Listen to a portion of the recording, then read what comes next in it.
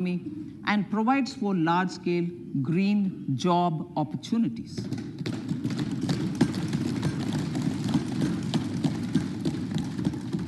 Priorities of this budget.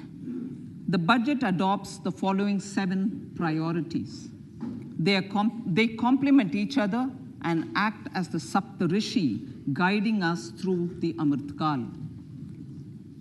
Inclusive development, reaching the last mile, infrastructure and investment, unleashing the potential, green growth, youth power, and financial sector. I now speak on the priority number 1, inclusive development. The government's philosophy of Sabka Saath, Sabka Vikas has facilitated inclusive development covering in specific farmers, women, youth, OBCs, scheduled castes, scheduled tribes, Divyangjan, and economically weaker sections, and overall priority for the underprivileged, Vanchiton ko Variyata. There has also been a sustained focus on Jammu Kashmir, Ladakh, and the Northeast. This budget builds on those efforts. Digital public infrastructure for agriculture. Digital public infrastructure for agriculture will be built as an open source, open standard, and interoperable public good. This will enable inclusive farmer-centric solutions through relevant information services for crop planning and health, improved access to farm inputs, credit and insurance, help for crop estimation, market intelligence, and support for growth of agri-tech industry and startups.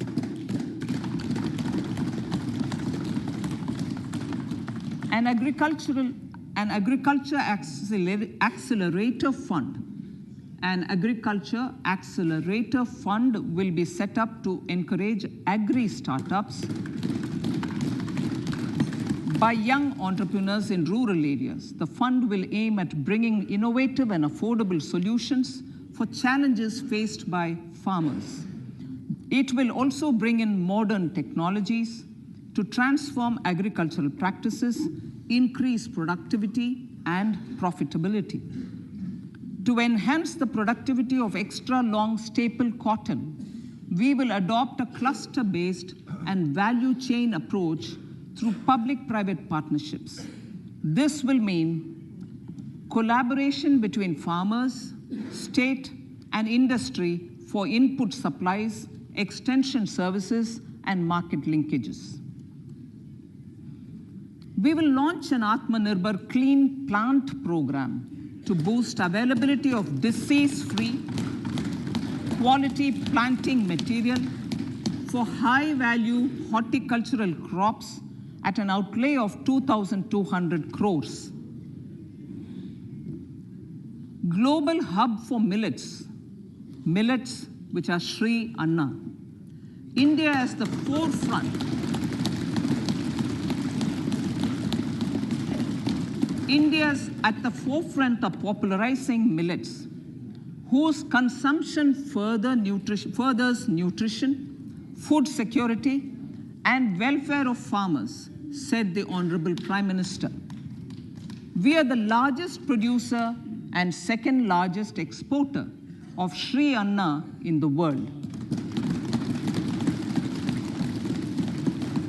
We grow several types of Sri Anna, such as Sri Anna Jowar, Sri Anna Ragi, Sri Anna Bajra, Sri Anna Kutu, Ramdana, Kangni, Kutni, Kutki, Kodo, China, and Sama.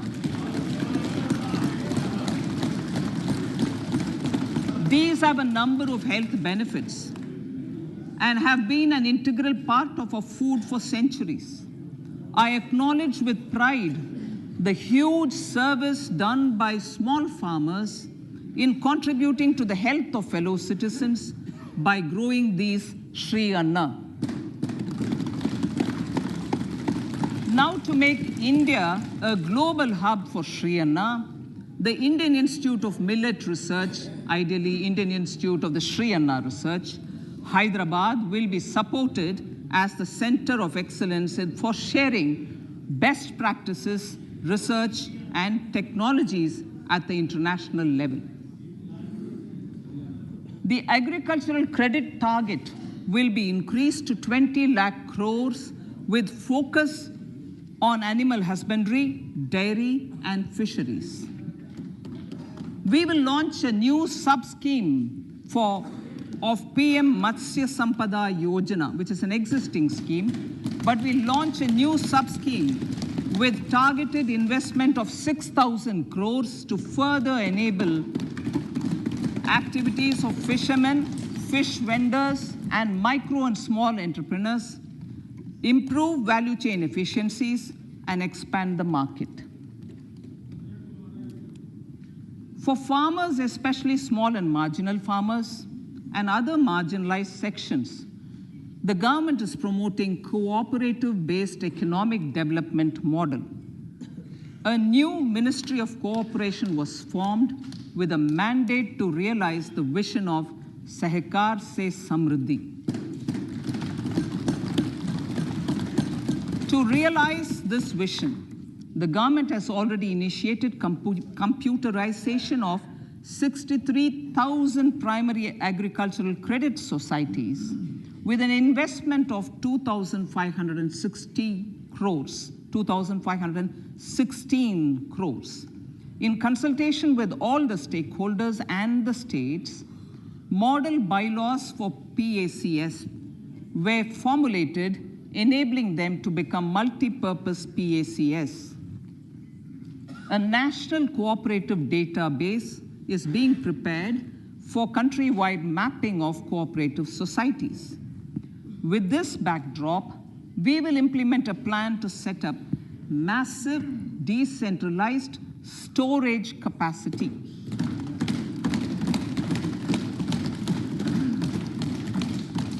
This will help farmers store their produce and realize remunerative prices through sale at appropriate times. The government will also facilitate setting up of a large number of multi-purpose cooperative societies, primary fishery societies, and dairy cooperative societies in uncovered panchayat and villages in the next 5 years.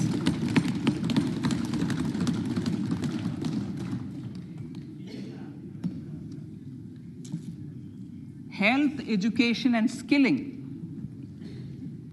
157 new nursing colleges will be established in co-location with the existing 157 medical colleges established since 2014. A mission to eliminate sickle cell anemia by 2047 will be launched.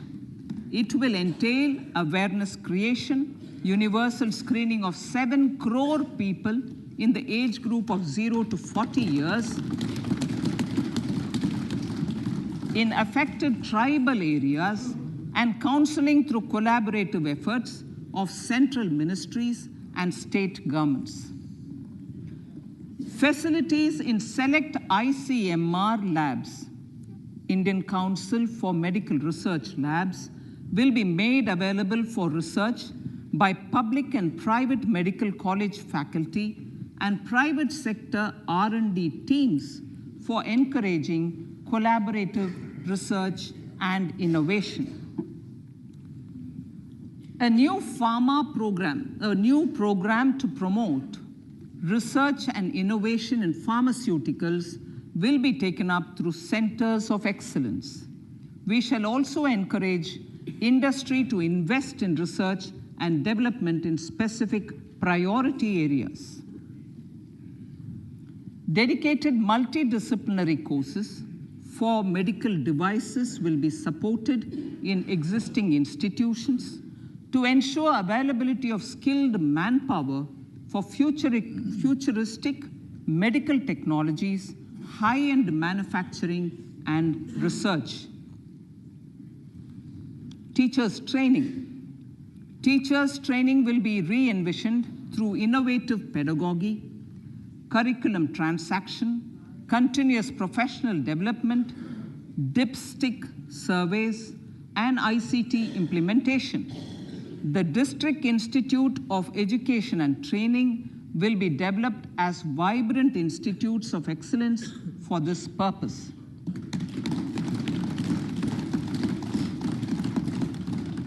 National Digital Library for Children and Adolescents. A National Digital Library for Children and Adolescents will be set up for facilitating availability of quality books across geographies, languages, genres, and levels, and device-agnostic accessibility. States will be encouraged to set up physical libraries for them at panchayat and ward levels and provide infrastructure for accessing the national digital library resources. Additionally, to build a culture of reading and to make up for pandemic time learning loss, the National Book Trust, the Children's Book Trust, and other sources will be encouraged to provide and replenish non-curricular titles in regional languages and in English to these physical libraries. Collaboration with NGOs that work in literacy will also be a part of this initiative to inculcate financial literacy. Financial sector regulators and organizations will be encouraged to provide age-appropriate reading material to these libraries. I move to priority 2, reaching the last mile. Prime Minister Vajpayee's government had formed the Ministry of Tribal Affairs and the Department of Development of Northeast Region to provide a sharper focus to the objective of reaching the last mile. Our government has formed the Ministries of Ayush, Fisheries, Animal Husbandry and Dairying, Skill Development, Jal Shakti, and Cooperation.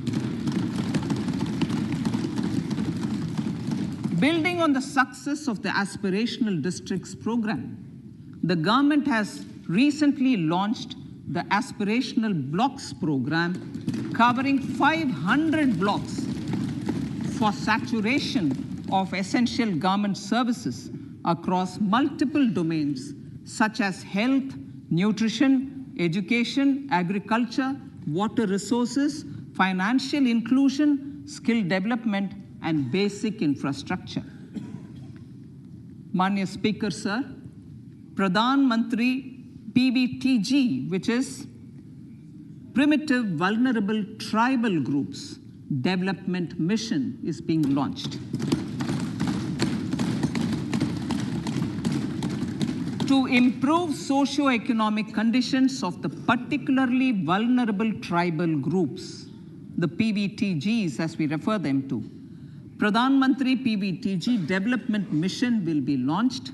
This will saturate PVTG families and habitations with basic facilities such as safe housing, clean drinking water and sanitation, improved access to education, health, nutrition, road and telecom connectivity, and sustainable livelihood opportunities.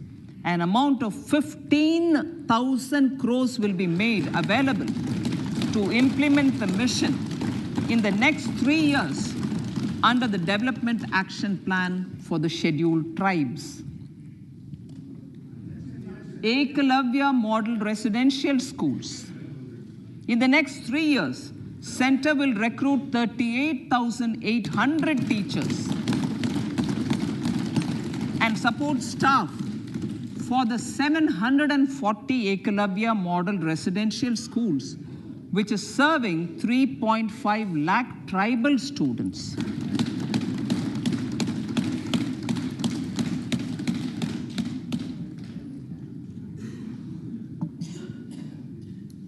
In the drought-prone central regions of Karnataka, Central assistance of 5,300 crore will be given to Upper Bhadra project to provide sustainable micro irrigation and filling up of surface tanks for drinking water. PM Awas Yojana. The outlay for PM Awas Yojana is being enhanced by 66% to over 79,000 crores. Bharat Shared Repository of Inscriptions will be set up in a digital epigraphy museum with digitization of 1 lakh ancient inscriptions in the first stage. Support for poor prisoners. For poor persons who are in prisons and unable to afford the penalty or the bail amount, required financial support will be provided. Priority number 3, infrastructure and investment. Investments in infrastructure and productive capacity have a large multiplier impact on growth and employment. After the subdued period of the pandemic, private investments are growing again. The budget takes the lead once again to ramp up the virtuous cycle of investment and job creation. Honorable Speaker, sir, the capital investment outlay is being increased steeply for the 3rd year in a row by 33% to 10 lakh crores, which would be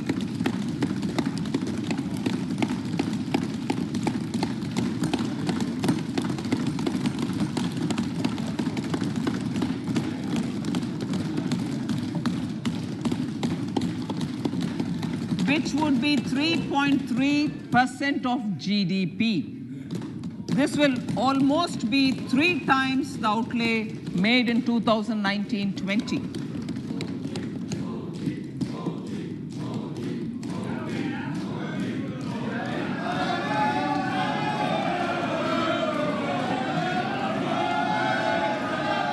This substantial increase in recent years is central to the government's efforts to enhance growth potential and job creation, crowd in private investments, and provide a cushion against global headwinds. The direct capital investment by the center is complemented by the provision made for creation of capital assets through grants and aids to state. The effective capital expenditure of the center is budgeted at 13.7 lakh crore rupees, which will be 4.5% of GDP. Support to state governments for capital investment. I have decided to continue the 50-year interest-free loan to state governments for 1 more year to spur investment in infrastructure and to incentivize them for complementary policies actions with a significantly enhanced outlay of 1.3 lakh crores. The newly established Infrastructure Finance Secretariat will assist all stakeholders for more private investment in infrastructure, including railways, roads, urban infrastructure, and power, which are predominantly depend on public resources. The harmonized master list of infrastructure will be reviewed by an expert committee for recommending the classification and financing framework suitable for Amrit Kal. A capital outlay, I'm talking about railways now, sir, Honorable Speaker. Railways.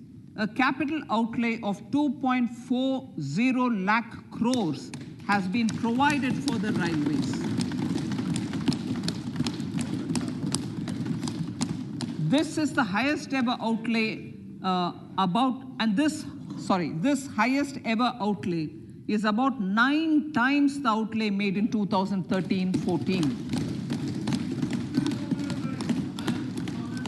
100 critical transport infrastructure projects for last and first mile connectivity for ports, coal, steel, fertilizer, and food grain sectors have been identified.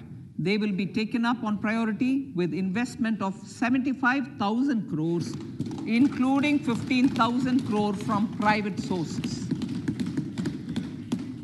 50 additional airports, heliports, water aerodromes, and advanced landing grounds will be revived for improving regional air connectivity.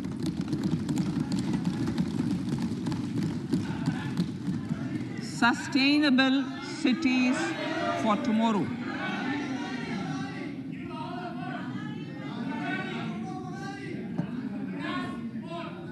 States and cities will be encouraged to undertake urban planning reforms and actions to transform our cities into sustainable cities of tomorrow. This means efficient use of land resources, adequate resources for urban infrastructure, transit-oriented development, enhanced availability and affordability of urban land, and opportunities for all. Through property tax governance reforms and ring-fencing user charges on urban infrastructure, cities will be incentivized to improve their creditworthiness for municipal bonds. Like the RIDF, an Urban Infrastructure Development Fund will be established through use of priority sector lending shortfall. This will be managed by the National Housing Bank and will be used by public agencies to create urban infrastructure in Tier 2 and Tier 3 cities. States will be encouraged to leverage resources from the grants of the 15th Finance Commission, as well as existing schemes, to adopt appropriate user charges while accessing the UIDF. We expect to make available 10,000 crore rupees per annum for this purpose. All cities and towns will be enabled for 100% mechanical desludging of septic tanks and sewers to transition from manhole to machine hole mode.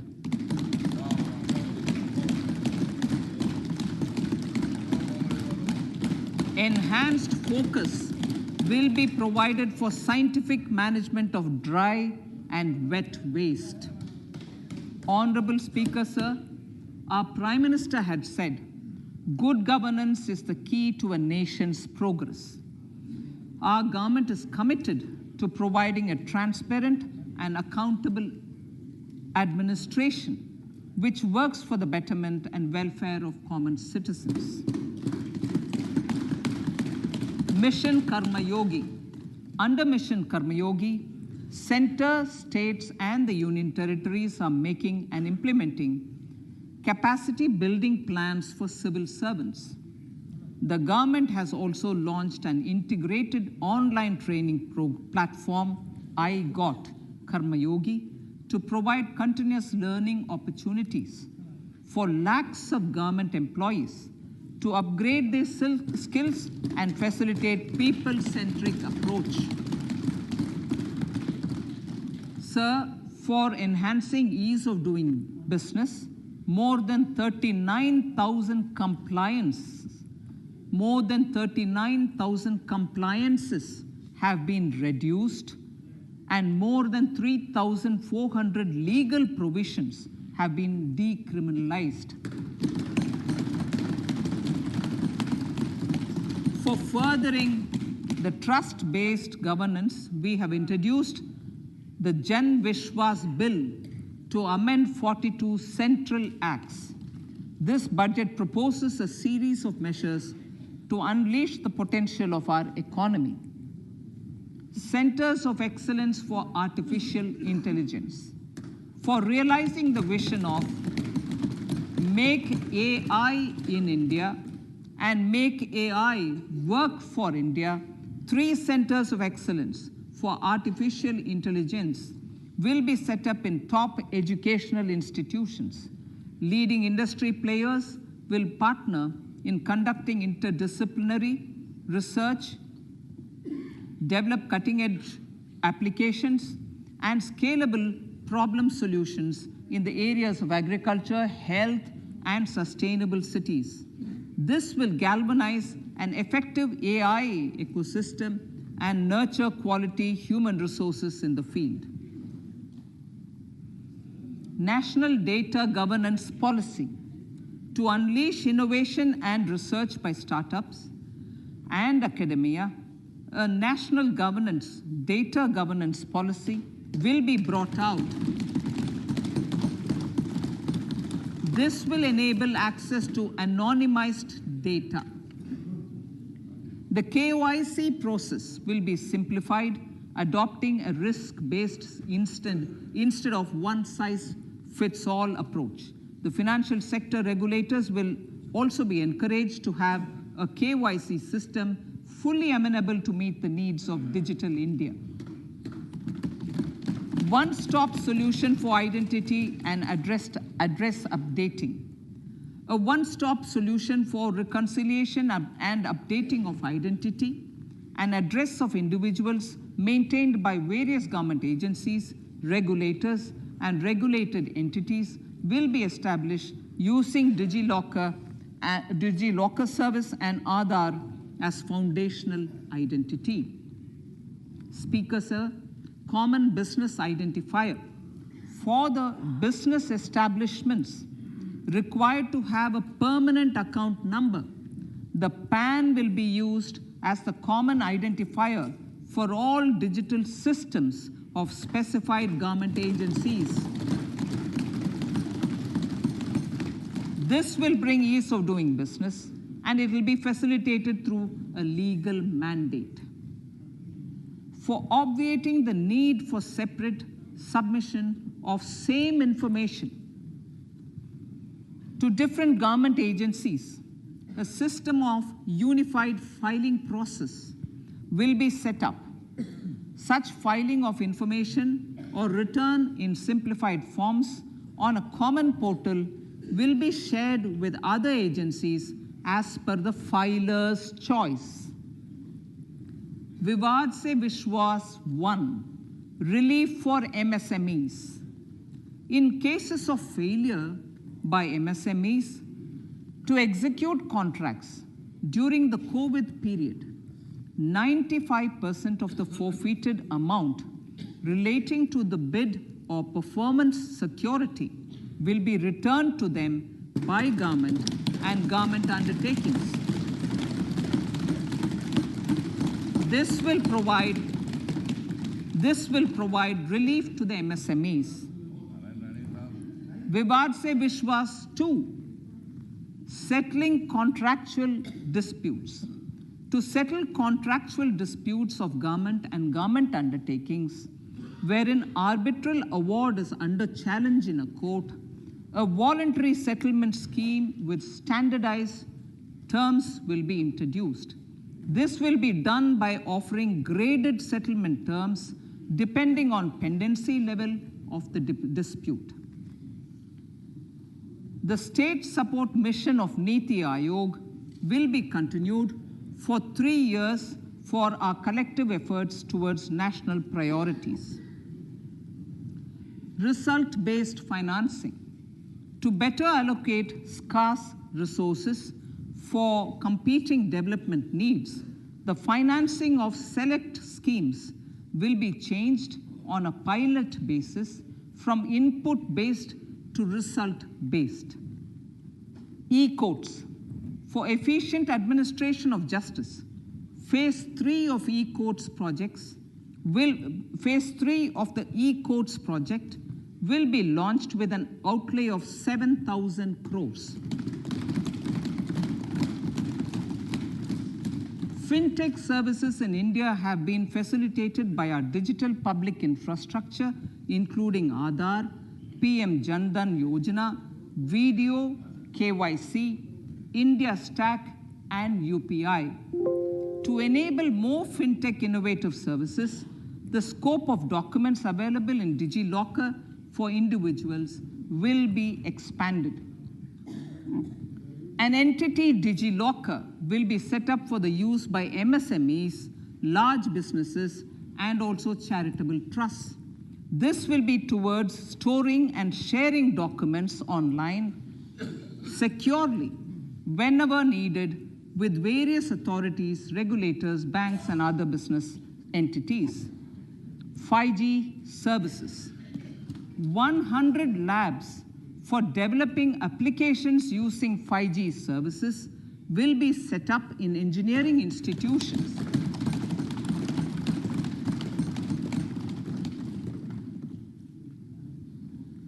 To realize a new range of opportunities, business models, and employment potential.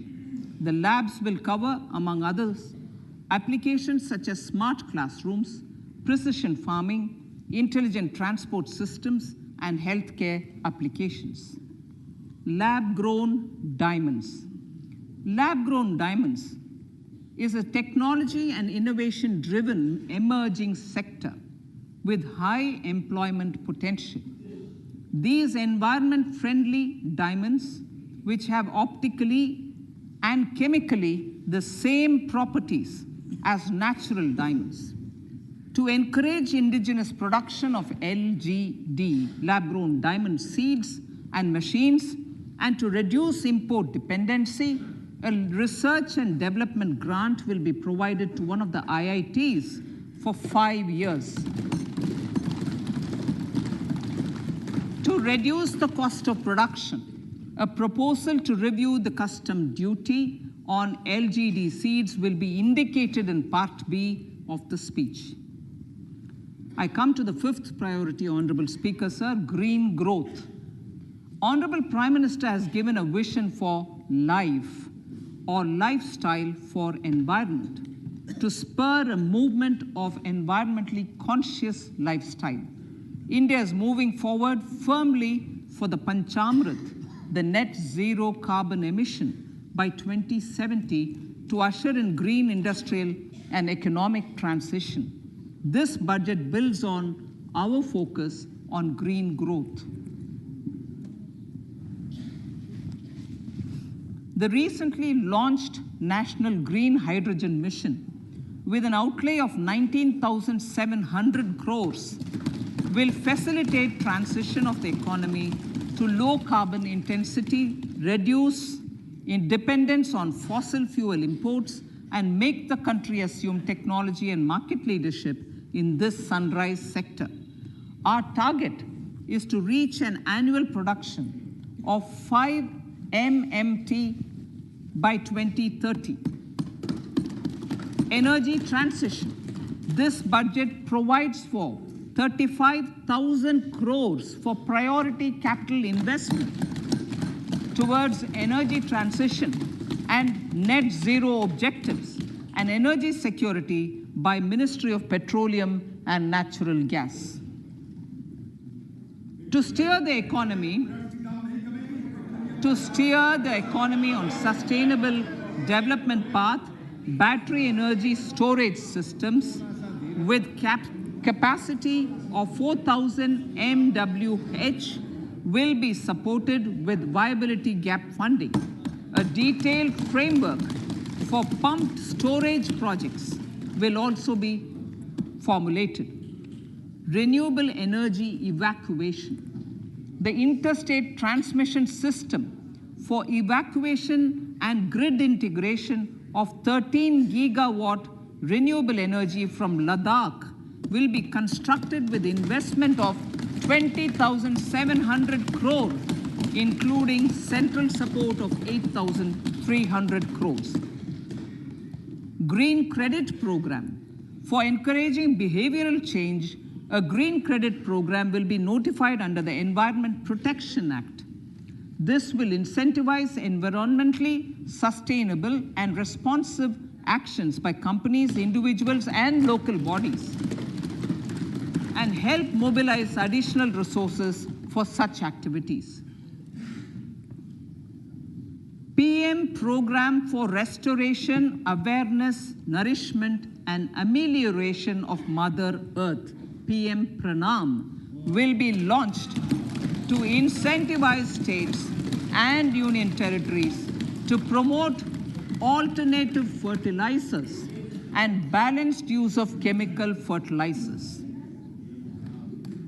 Gobardhan scheme, 500 new waste to wealth plants under Gobardhan, galvanizing organic bio-agro resources done. Gobardhan scheme will be established for promoting circular economy. These will include 200 compressed biogas plants, including 75 plants in urban areas and 300 community or cluster-based plants at a total investment of 10,000 crores. I will refer to this in Part B also.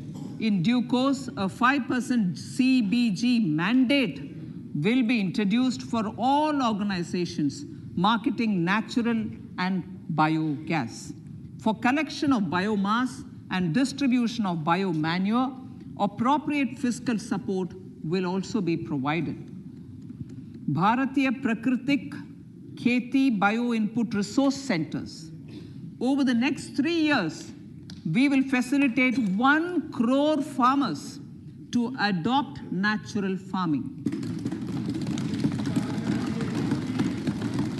For this, Honorable Speaker, 10,000 bio-input resource centers will be set up, creating a national level distributed micro-fertilizer and pesticide manufacturing network.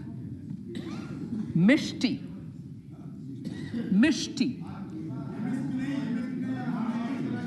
Building on India's success in afforestation, mangrove initiative for shoreline habitats and tangible incomes, Mishti, will be taken up for mangrove plantation along the coastline and on salt pan lands wherever feasible through convergence between Manrega, Campa, Fund and other sources. Amrit Dharohar. Wetlands are vital ecosystems which sustain biological diversity. In his latest Mann Ki Baat, the Prime Minister said, now, I quote, now the total number of Ramsar sites in our country has increased to 75, whereas before 2014, there were only 26, unquote. Local communities have always been at the forefront of conservation efforts. The government will promote their unique conservation values through Amrit Dharohar, a scheme that will be implemented over the next 3 years to encourage optimal use of wetlands and enhance biodiversity, carbon stock, ecotourism opportunities, and income generation for local communities. Coastal shipping. Coastal shipping will be promoted as the energy efficient and lower cost mode of transport, both for passengers and freight, through PPP mode with viability gap funding. Vehicle replacement. Vehicle replacement is an important continuing policy, replacing the old political,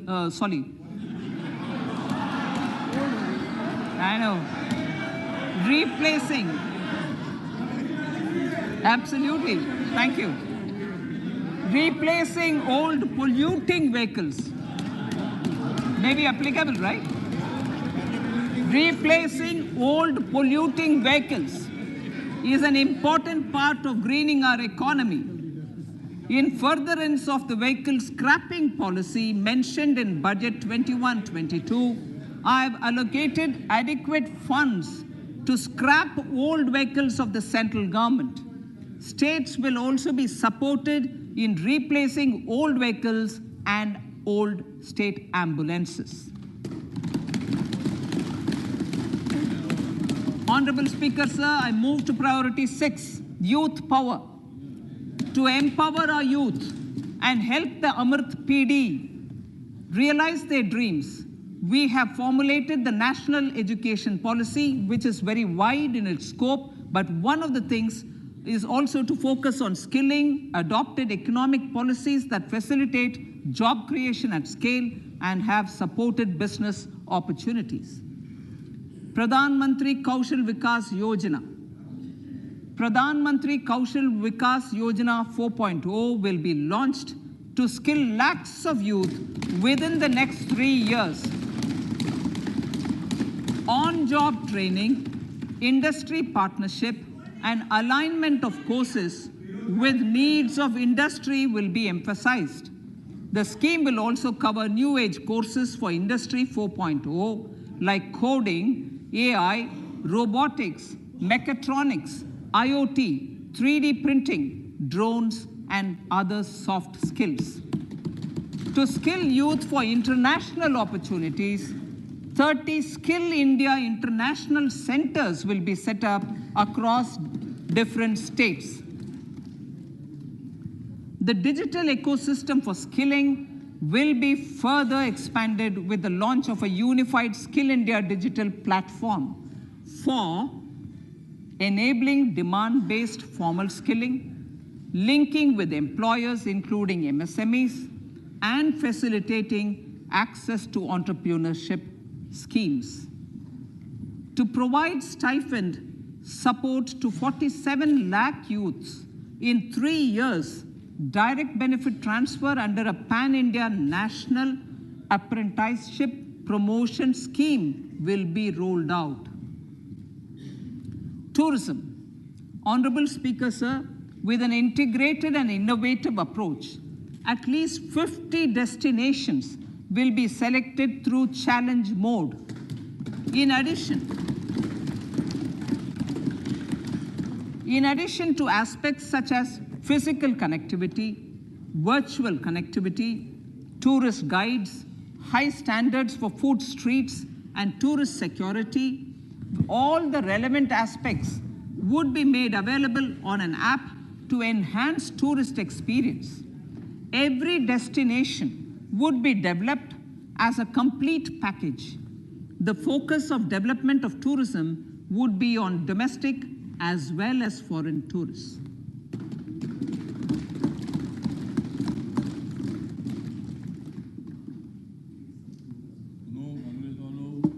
Sector-specific skilling and entrepreneurship development will be dovetailed to achieve the objectives of Dekho Apna Desh initiative.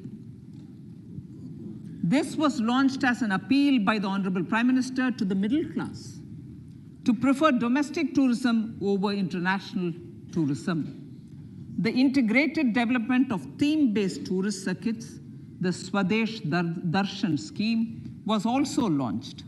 Under the Vibrant Villages program, tourism infrastructure and amenities will be facilitated in border villages.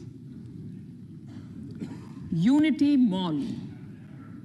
States will be encouraged to set up a Unity Mall in their state capital or most prominent tourism center or the financial capital for promotion and sale of their one district, one product and GI products and other handicraft products, and for providing space for such products of all other states as well. Sir, priority number 7, financial sector. Our reforms in the financial sector and innovative use of technology have led to financial inclusion at scale, better and faster service delivery, ease of access to credit, and participation in financial markets. This budget proposes to further these measures. Credit guarantee for MSMEs. Last year, I proposed revamping of the credit guarantee scheme for the MSMEs. I am happy to announce that the revamped scheme will take effect from 1st April 2023 through infusion of 9,000 crores in the corpus. This will enable additional collateral-free guaranteed credit of 2 lakh crores of rupees. Further, the cost of credit will be reduced by about 1%. A A national financial information registry will be set up to serve as the central repository of financial and ancillary information. This will facilitate efficient flow of credit, promote financial inclusion, and foster financial stability.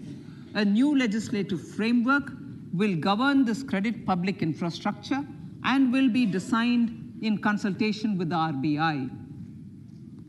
To meet the needs of Amrit Kal and to facilitate optimum regulation in the financial sector, public consultation, as necessary and feasible, will be brought to the process of regulation making and issuing subsidiary directions. To simplify, to ease, and to reduce cost of compliance, financial sector regulators will be requested to carry out a comprehensive review of existing regulations. For this, they will consider suggestions from public and regulated entities. Time limits to decide the application under various regulations will also be laid down. Honorable Speaker, sir, to enhance business activities in GIFT IFSC, the following measures will be taken. Delegating powers under the SEZ Act to the IFSCA to avoid dual regulation. Setting up a single window IT system for registration and approval of IFSCA, SEZ authorities, GSTN, RBI, SEBI, and IRDAI. Permitting acquisition financing by IFSC banking units of foreign banks. Establishing a subsidiary of Exim Bank for trade refinancing. Amending IFSCA Act for statutory provisions for arbitration, ancillary services, and avoiding dual regulation under the SEZ Act, and recognizing offshore derivative instruments as valid contracts. Honorable Speaker, sir, data embassy. For countries looking for digital continuity solutions, we will facilitate setting up of their data embassies in GIFT IFSC.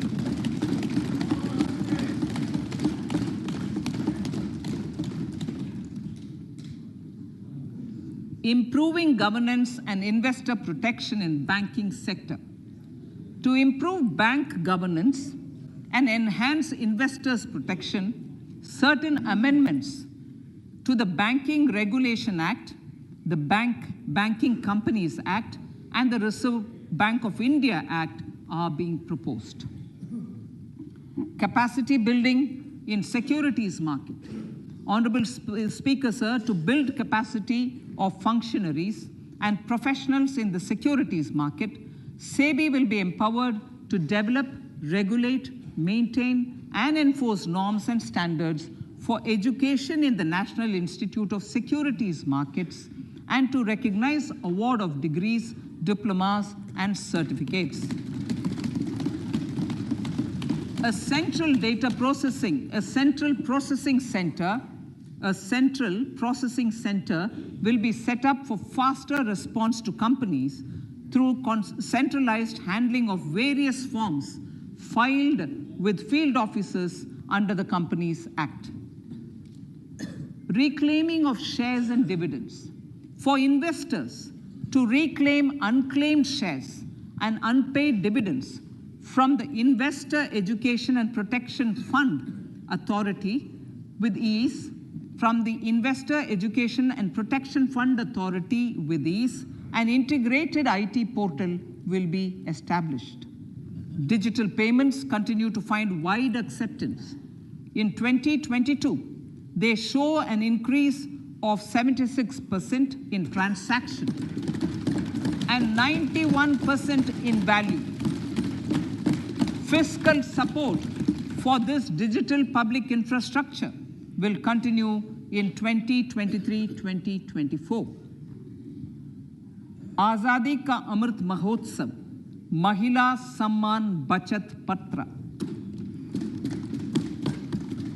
For commemorating Azadi Ka Amrit Mahotsav, a one-time new small savings scheme, Mahila Samman Savings Patra or Savings Certificate, Mahila Samman Savings Certificate will be made available for a 2-year period up to March 2025. This will offer deposit facility up to 2 lakh in the name of a woman or girls for a tenure of 2 years at fixed interest rate of 7.5% with partial withdrawal option. Senior citizens.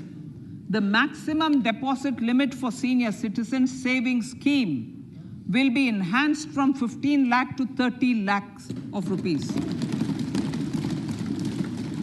The maximum deposit limit for monthly income account scheme will be enhanced from 4.5 lakh to 9 lakh for single account and from 9 lakh to 15 lakh for joint account.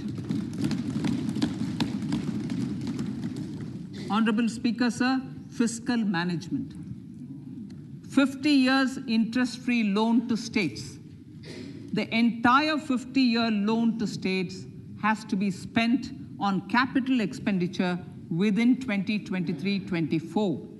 Most of this will be at the discretion of the states, but a part will be conditional on states increasing their actual capital expenditure. Parts of the outlay will also be linked to or allocated for the following purposes: scrapping old government vehicles, urban planning reforms and actions, financing reforms in urban local bodies to make them credit-worthy for municipal bonds, housing for police personnel above or as part of the police station, constructing unity malls, children and adolescent libraries and digital infrastructure, and state share of capital expenditure of central schemes. Honorable Speaker, sir, fiscal deficit of states. States will be allowed a fiscal deficit of 3.5% of GSDP, of which 0.5% will be tied to power sector reforms. Revised estimates 2022 to 2023. The revised estimate, Honorable Speaker, sir, of the total receipts other than borrowing is 24.3 lakh crores, of which the net tax receipts are 20.9 lakh crores. The revised estimate of the total expenditure is 41.9 lakh crores of rupees, of which the capital expenditure is about 7.3 lakh crores. The revised estimate of the fiscal deficit is 6.4% of GDP, adhering to the budget estimate. So budget estimates of 2023-24. Coming to 2023-24, the total receipts other than borrowings and the total expenditure are estimated at 27.2 lakh crores and 45 lakh crores respectively. The net tax receipts are estimated at 23.3 lakh crores. The fiscal deficit is estimated to be 5.9% of the GDP. In my budget speech for 21-22, I had announced that we plan to continue the path of fiscal consolidation, reaching a fiscal deficit of below 4.5% by 2025-26, with a fairly steady decline over the period. We have adhered to this path, and I reiterate my intention to bring the fiscal deficit below 4.5% of GDP by 2025-26. To finance the fiscal deficit in 2023-24, the net market borrowings from dated securities are estimated at 11.8 lakh crores. The balance financing is expected to come from small savings and other sources. The gross market borrowings are estimated at 15.43 lakh crores of rupees. Honorable Speaker, sir, I now move to Part B.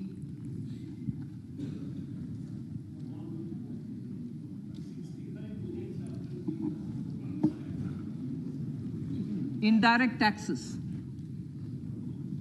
My indirect tax proposals will aim to promote exports, boost domestic manufacturing, enhance domestic value addition, encourage green energy and mobility. A simplified tax structure with fewer tax rates helps in reducing compliance burden and improving tax administration. I propose to reduce the number of basic customs duty rates on goods other than textiles and agriculture from 21 to 13. As a result, there are minor changes in the basic custom duties, cesses and surcharges on some items including toys, bicycle, automobiles and naphtha. Green mobility. To avoid cascading of taxes on blended compressed natural gas, I propose to exempt excise duty on GST paid compressed biogas contained in it. To further provide impetus to green mobility, customs duty exemptions is being extended to import of capital goods and machinery required for manufacture of lithium-ion cells for batteries used in electrical vehicles as well. Electronics. As a result of various initiatives of the government, including phased manufacturing program, mobile phone production in India has increased from 5.8 crore units valued at about 18,900 crore in 2014-15 to 31 crore units valued at 2,75,000 crore in the last financial year. To further deepen domestic value addition in manufacturing of mobile phones, I propose to provide relief to customs duty. I propose to provide relief in customs duty on import of certain parts and inputs like camera lens and continue the concessional duty on lithium-ion cells for batteries for another year. Similarly, to promote value addition in manufacture of televisions, I propose to reduce the basic customs duty on parts of open cells of TV panels to 2.5%. Electrical. To rectify inversion of duty structure and encourage manufacturing of electric kitchen chimneys, the basic custom duty on electric kitchen chimney is being increased from 7.5% to 15%, and that on heat coils for these is proposed to be reduced from 20% to 15%. Chemicals and petrochemicals.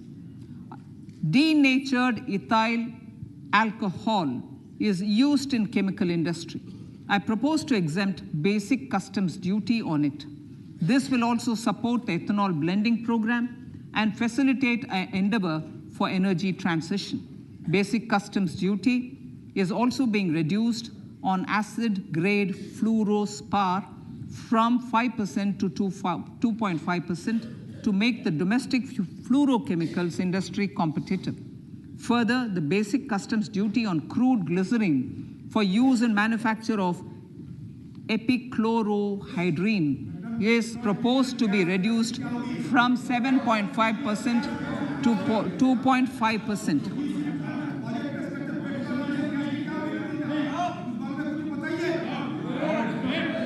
Marine products. In the last financial year, marine products recorded the highest export growth, benefiting farmers in the coastal states of the country. To further enhance the export competitiveness of marine products, particularly shrimps, duty is being reduced on key inputs for domestic manufacture of shrimp feed. India is a global leader, as I said in Part A, in cutting and polishing of natural diamonds, contributing about 3/4 of the global turnover by value. With the depletion of deposits of natural diamonds, the industry is moving towards lab-grown diamonds, and it holds huge promise. To seize this opportunity, I propose to reduce the basic customs duty on seeds used in their manufacture. Customs duties on door or doré and bars of gold and platinum were increased earlier this fiscal. I propose to increase the duties on articles made therefrom to enhance the duty differential. I also propose to increase the import duty on silver doors, bars, and articles to align them with that on gold and platinum. To facilitate availability of raw materials for the steel sector, exemptions from basic custom duty on raw materials for manufacture of CRGO steel, ferrous scrap, and nickel cathode is being continued. Similarly, the concessional BCD of 2.5% on copper scrap is also being continued to ensure the availability of raw materials for secondary copper producers who are mainly in the MSME sectors. Compounded rubber. The basic custom duty rate on compounded rubber is being increased from 10% to 25% or 30 kg, whichever is lower, at par with that of natural rubber other than latex, to curb circumvention of duty. Cigarettes. National calamity contingent duty on specified cigarettes was last revised 3 years ago. This is proposed to be revised upwards by about 16%. Direct taxes. I now come to my direct tax proposals. Honorable Speaker, these proposals aim to maintain continuity and stability of taxation, further simplify and rationalize various provisions to reduce the compliance burden, promote the entrepreneurial spirit, and provide tax relief to citizens. It has been constant endeavor of the Income Tax Department to improve taxpayer services by making compliance easy and smooth. Our taxpayers portal received a maximum of 72 lakh returns in a day, processed more than 6.5 crore returns this year. Average processing period reduced from 93 days in financial year 13-14 to 16 days only now. And 45% of the returns were processed within 24 hours. We intend to further improve this, roll out the next generation common IT return form for taxpayer convenience, and also plan to strengthen the grievance redressal mechanism. MSMEs and professionals. MSMEs are growth engines of our economy. Micro enterprises with turnover up to 2 crore of rupees and certain professionals with turnover of up to 50 lakh rupees can avail the benefit of presumptive taxation. I propose to provide enhanced limits of 3 crore and 75 lakh respectively to the taxpayers whose cash receipts are no more than 5%. Whose cash receipts are no more than 5%. Moreover, to support MSMEs in timely receipt of payments, I propose to allow deduction for expenditure incurred on payments made to them only when payment is actually made.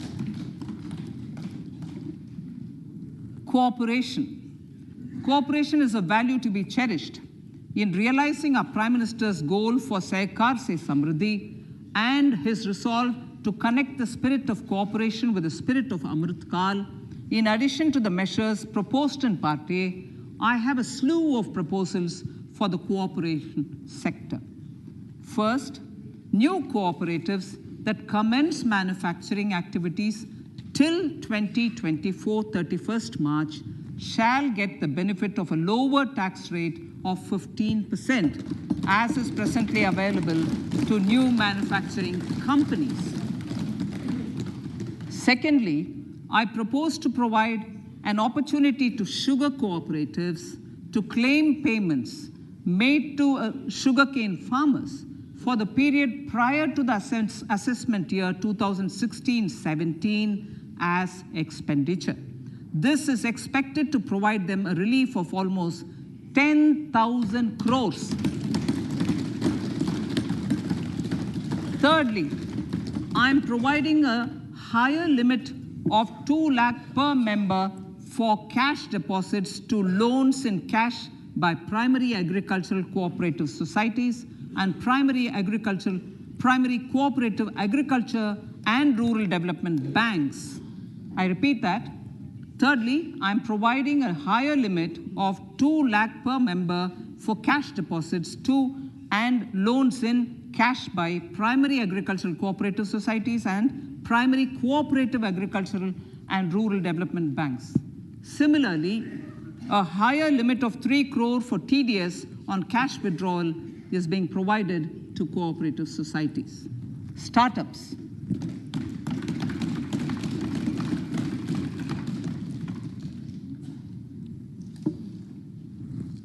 Entrepreneurship is vital for a country's economic development. We have taken a number of measures for startups and they have borne results. India is now the 3rd largest ecosystem for startups globally and ranks 2nd in innovation quality among middle-income countries.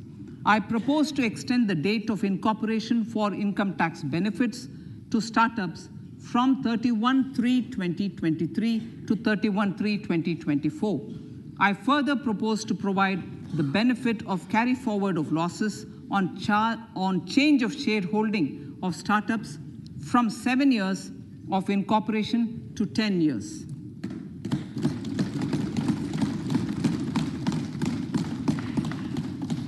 To reduce the pendency of appeals at commissioner level, I propose to deploy about 100 joint commissioners for disposal of small appeals. We shall also be more selective in taking up cases for scrutiny of returns already received this year. Better targeting of tax concessions. For better targeting of tax concessions and exemptions, I propose to cap deduction from capital gains on investment in residential house under Section 54 and Section 54F to 10 crores. Another proposal with similar intent is to limit income tax exemption from proceeds of insurance policies with very high value.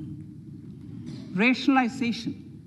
Honorable Speaker, sir, there are a number of proposals relating to rationalization and simplification. Income of authorities, boards, and commissions set up by statutes of union or state for the purpose of housing, development of cities, towns, and villages, and regulating and developing an activity or matter is proposed to be exempted from income tax. Other major measures in this direction are removing the minimum threshold of 10,000 for TDS and clarifying taxability relating to online gaming, not treating conversion of gold into electronic gold receipts and vice versa as capital gains, reducing the TDS rate from 30% to 20% on taxable portion of EPF withdrawals in non-PAN cases, and taxation on income for market-linked debentures. Other major proposals in the finance bill relate to the following: extension of period of tax benefits to funds relocating to IFSC, GIFT City till 31/3/2025, decriminalization under Section 276A of the Income Tax Act, allowing carry forward of losses on strategic disinvestment, including that of IDBI Bank, and providing EEE status to Agnivir Fund. Personal income tax.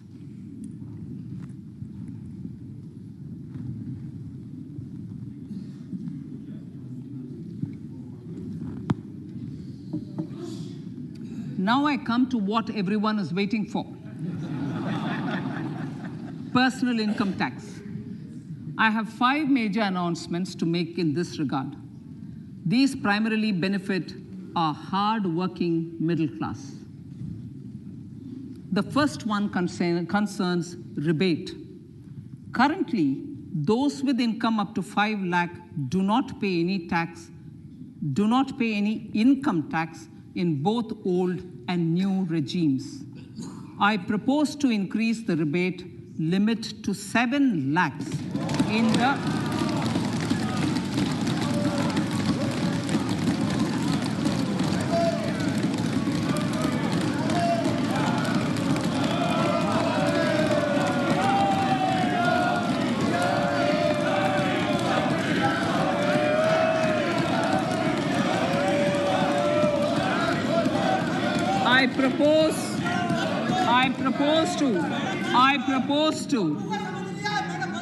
I propose to increase the rebate limit to 7 lakh in the new tax regime.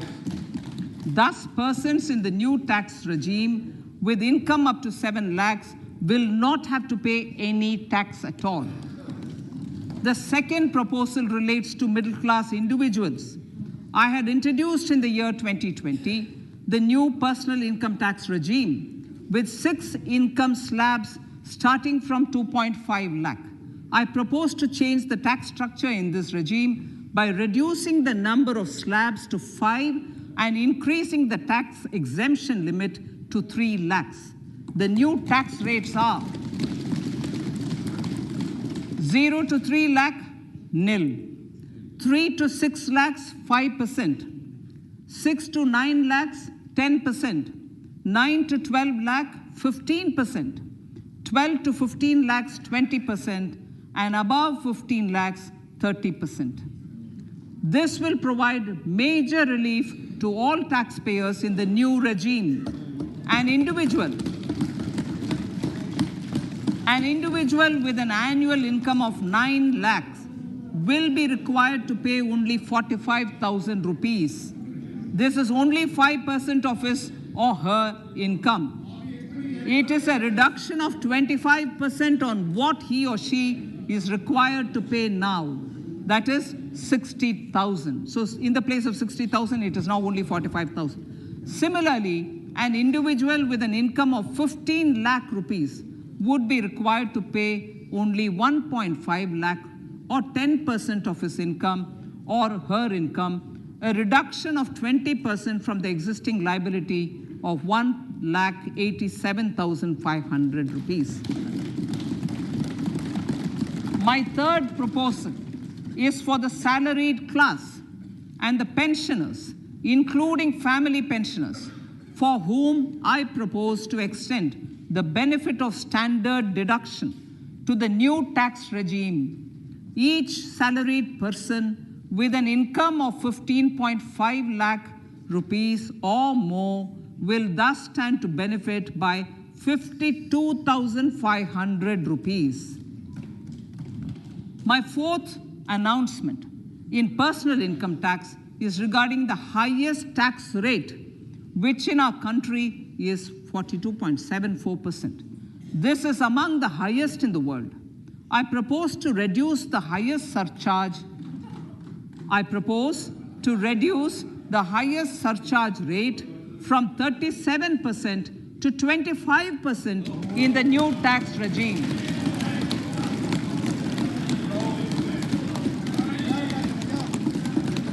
This would result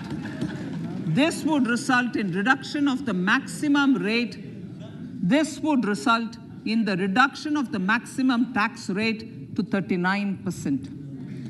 Lastly, the limit of 3 lakh rupees for tax exemption on leave encashment on retirement of non-government salaried employees was last fixed in the year 2002, when the highest basic pay in the government was only 30,000 rupees per month.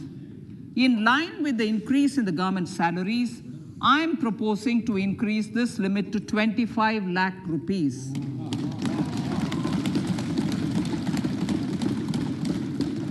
We are also making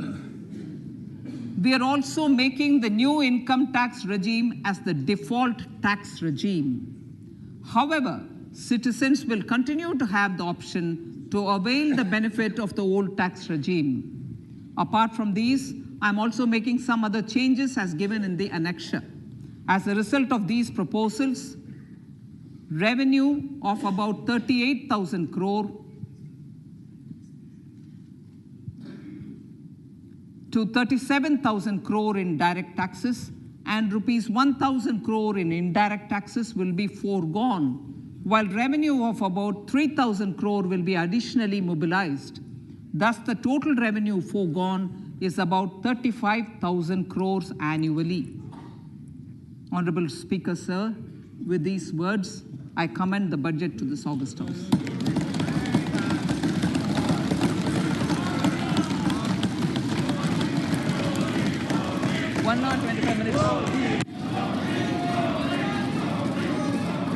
item number